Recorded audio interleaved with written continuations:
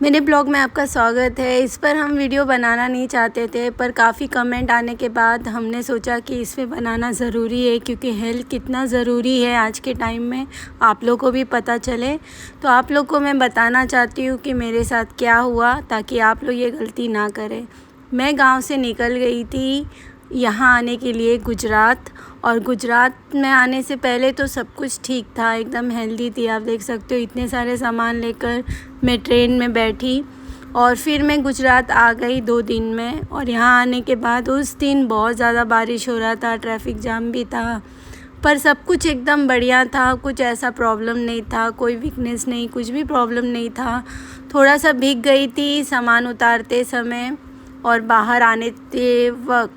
उसके बाद से सब कुछ सही था, खुशी खुशी हम घर पहुँचे और बहुत अच्छा लग रहा था। मौसम तो बहुत अच्छा था, और पता नहीं उसी दिन ऐसा क्या हुआ कि हम भी आज भी सोचते हैं कि हमने खुद भी नहीं सोचा था कि जिस दिन हम सूरत उतरेंगे और हमारे साथ उसी दिन रात में ऐसा कोई हादसा होगा। अचानक से कमज़ोरी होने लगी, अचानक से बुखार चढ़ने लगा। तो सुबह सुबह हम पहुंच गए थे हॉस्पिटल चेकअप कराने कि अचानक मुझे क्या हो गया है। फिर यहाँ पर चेक हुआ, फिर नर्स ने कहा कि कोई दिक्कत कुछ और है, तो आपको शायद डॉक्टर से मिलना पड़ेगा, हम ऐसे आपको दवा नहीं दे सकते। फिर हमने डॉक्टर का वेट किया, फिर डॉक्टर आया, फिर उन्होंने कहा कि आपका ब्लड टेस्ट करवाना पड़ेगा एक बार। फिर उसके बाद हमने अपना ब्लड दिया और उसके बाद हमारा जो रिपोर्ट आया आप लोग देख सकते हो। रिपोर्ट में ये आया था कि मेरा ब्लड एकदम कम हो गया है बॉडी से, और जिसके वजह से मुझे वीकनेस, चक्कर, ज़्यादा मैं हांफने लग गई थी। थोड़ा भी चलती थी, कुछ भी काम करती थी, हांफने लग गई थी। आप लोग रिपोर्ट में देख सकते हो। इतना ख़राब रिपोर्ट आने के बाद मुझे एडमिट करने के लिए कहा गया। मुझे बहुत बुरा लग रहा था। फिर डॉक्टर ने भी रिपोर्ट देखा, फिर मुझे समझाया कि देखो बॉडी में हर पार्ट्स को काम करने के लिए ब्लड सप्लाई, ब्लड सर्कुलेशन होना बहुत ज़रूरी होता है। तो आपका ब्लड ही 4.8 है और होना 12 चाहिए, तो आपको तो एडमिट होना पड़ेगा। फिर डॉक्टर ने सारे बॉटल्स का सब जो भी था पेपर में लिख दिया।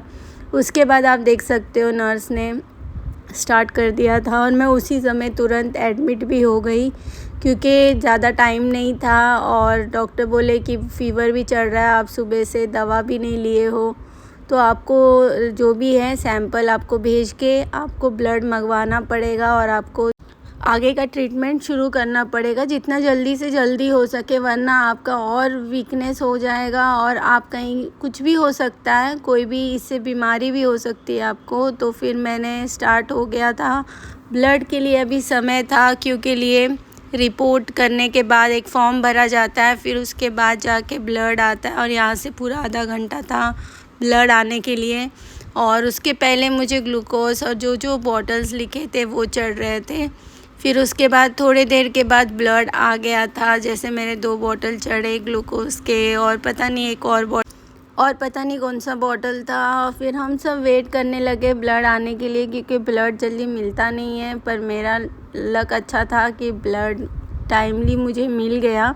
पर वैसे तो मुझे 3 ब्लड के बॉटल चढ़ाने थे, तो 1 ब्लड उस दिन अवेलेबल था, तो बाकी 2 तो ऑर्डर हो गया था।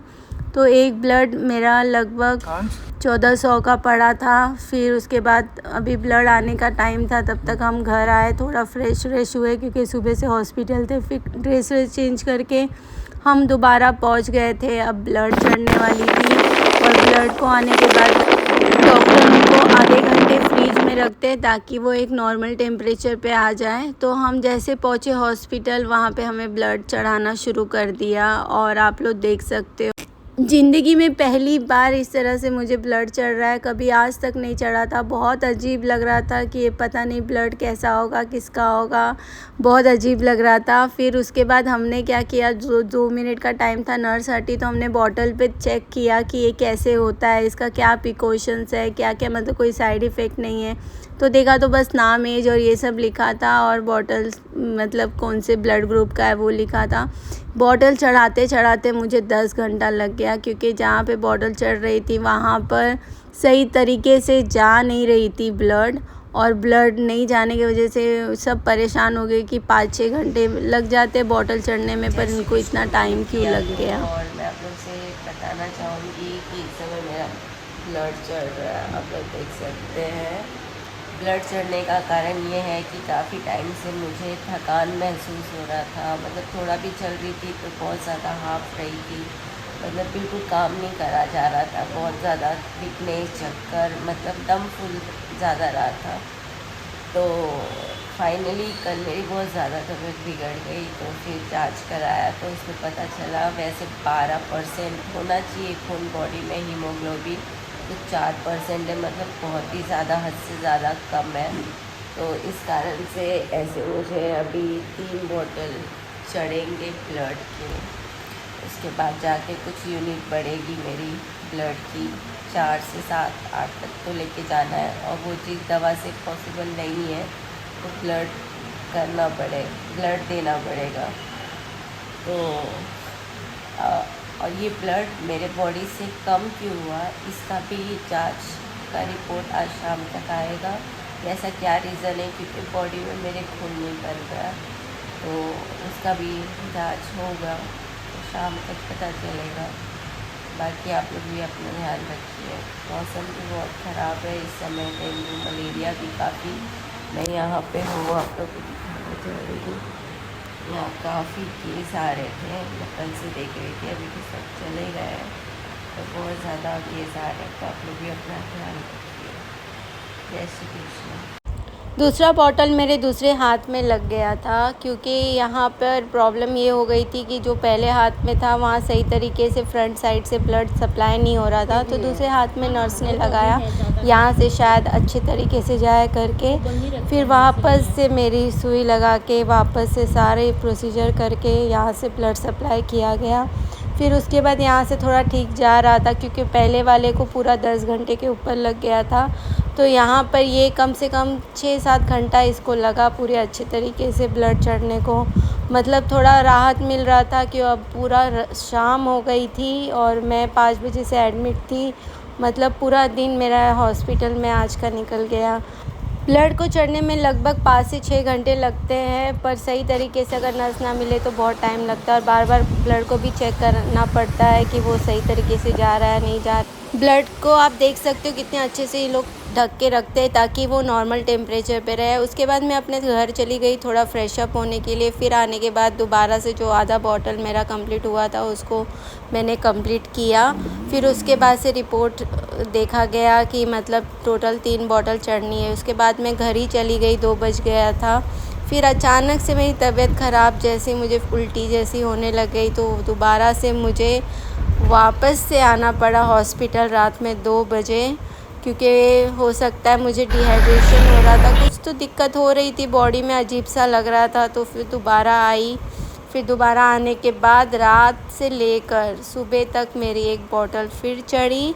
फिर फाइनली चढ़ने के बाद सुबह के 5 या 6 बजे लगभग मैं यहाँ से गई, काफ़ी लोग भी आ गए थे। फिर अगला बॉटल जो था मेरा शाम के समय, मैं आई 5 बजे के लगभग। फिर यहाँ पे मेरा चौथा बॉटल चढ़ना स्टार्ट हुआ था। और अभी आप लोग सोच रहे होंगे मुझे ऐसा क्या हो गया था। मुझे मेरे बॉडी में ब्लड की कमी हो गई थी, आयरन डेफिशिएंसी, ठीक से खाती नहीं थी, ठीक से सोती नहीं थी, जिसके वजह से ज़्यादा मोबाइल देखने की वजह से भूख मर जाती है। तो ये सब रीज़न बताया गया कि आप थोड़ा मोबाइल से भी दूर रहिए, अपने केयर करिए अपने शरीर को।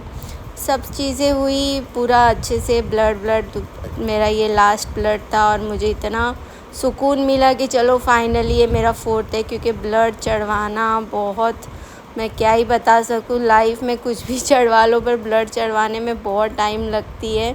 मुझे ये बात पता नहीं थी, तो ये नर्स ने अच्छे से चेक करके दोबारा बॉटल चढ़ा दिया। ये मेरी आखिरी बॉटल थी।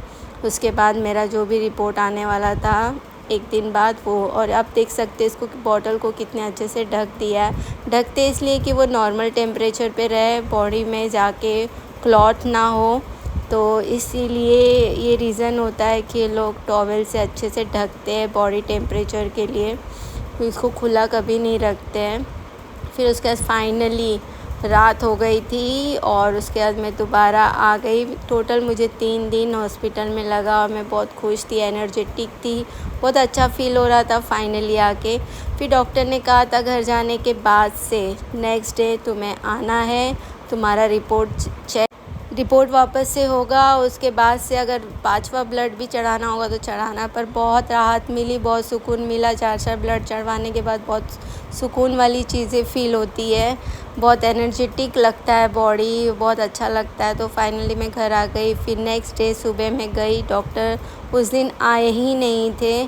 फिर मुझे नर्स ने बोला कि शाम को आना आप, तो फिर शाम को हम आ गए दोबारा और यहीं से हमारा ब्लड मिलने वाला था। फिर उन्होंने कहा कि नहीं अभी तो टाइम है, डॉक्टर शाम को भी नहीं आए हैं, लगभग 5 बज रहा था। फिर वापस से मैं 7 बजे गई क्लिनिक। फिर क्लिनिक में देखा डॉक्टर आए हुए हैं। फिर वहाँ से डॉक्टर ने हमें ये पर्ची दी कि जाओ ब्लड टेस्ट करवाओ ऊपर। तो फिर वहाँ पर हम गए, जस्ट ऊपर ही था ब्लड टेस्ट का रिपोर्ट जहाँ पे मिलता है और ब्लड टेस्ट भी होता है। फिर शाम हो गई थी, फिर लगभग 8 बज रहे थे। फिर हम यहाँ पे आए तो उन्होंने कहा कि हम आपको व्हाट्सअप कर देंगे। तो यहाँ पे हमने अपना ब्लड चेक करवाया और उनको पेमेंट कर हम यहाँ से निकल गए। और ये आप देख सकते हो इस तरह से मेरा ब्लड लिया गया दोबारा। आप विश्वास नहीं मान सकते हो, इतनी ज़्यादा इंजेक्शन लगी है मुझे कि मैं बता नहीं सकती हूँ। हाथ तो लग रहा है पूरा सुन्न हो गया है। तो जितनी मतलब इंजेक्शन से डर लगता था उससे ज़्यादा ही मुझे इंजेक्शन लगी है इस बार जुलाई के महीने में। तो फाइनली फिर उसके बाद मुझसे कहा गया कि आप अब घर पे जा सकती हैं, आपका जो रिपोर्ट है वो 9-10 बजे तक आएगा। फिर हम ब्लड देकर सब कुछ हम चले गए घर। अपना मोबाइल नंबर भी दे दिया था ताकि अब हॉस्पिटल आने का मन ही भर गया था, बार बार रिपोर्ट लेना और डॉक्टर के पास जाना। तो फाइनली हमने ब्लड टेस्ट करवा लिया था। फिर हम अपने घर पहुंच गए और घर पहुंचते वक्त हमें बहुत राहत मिली थी कि चलो अब ब्लड टेस्ट का जो भी रिपोर्ट आएगा अब घर में ही आ जाएगा। तो हम 8 बजे तक लगभग घर आ गए थे और सिर्फ ब्लड टेस्ट करवा के उसके बाद हम वेट कर रहे थे। फिर थोड़ी देर के बाद लगभग 9 बजे के यहाँ पर मेरा रिपोर्ट आ गया था और मुझे रिपोर्ट देखकर बहुत खुशी मिली कि डायरेक्ट 4 से 10 हो गया। तो इससे पता चलता है कि लाइफ में कुछ भी हो सकता है। जैसे मेरा ब्लड बढ़ गया, 4 से 10 हो गया था, वैसे तो 12 चाहिए था, वो तो कवर हो जाएगा जब 4 दिन में इतना हो गया। फिर हम मूवी के लिए चले गए थोड़ा सा माइंड फ्रेश करने के लिए। पर लाइफ में कोई भरोसा नहीं किसको क्या हो जाए, तो आप लोग ज़रूर अपने बॉडी का चेकअप करवाते रहना चाहिए। सबको साल में 2 बार तो ज़रूर कराना चाहिए क्योंकि आजकल लोग अच्छे खासे दिखते हैं और आप खुद देख सकते हो इतने सारे न्यूज़ आते हैं heart attack, silent heart attack. तो रीज़न ये भी है, छोटे बच्चों में भी हार्ट अटैक आ रहा है और डॉक्टर ने तो बताया मेन रीज़न तो मोबाइल है। रात भर मोबाइल देखना, मोबाइल हमारा बुक मार देता है, टाइम वेस्ट कर देता है, टाइम का कोई पता नहीं चलता है। तो ये सब चीज़ को थोड़ा परहेज़ करना है। लाइफ में एंजॉय करिए, मस्त रहिए, स्वस्थ रहिए और हर चीज़ करिए पर टाइम से खाइए। अपने हेल्थ को बहुत ध्यान दिए क्योंकि लाइफ बहुत प्रीशियस है, इसको मजाक में बिल्कुल भी मत। आप मेरा ही एग्ज़ाम्पल देख सकते हो कि मैंने लापरवाही की तो मुझे कितना भुगतना पड़ा। 4-5 दिन मेरे हॉस्पिटल के चक्कर काटने पड़े और मरने से भी बच गई मैं क्योंकि ब्लड की बहुत रिक्वायरमेंट होती है और ये सब वहाँ पे अच्छे खाने पीने से होता है। गलत नशा मत करिए और अपने हेल्थ का ध्यान दीजिए। मिलते हैं अपने नेक्स्ट व्लॉग में। Bye bye, take care.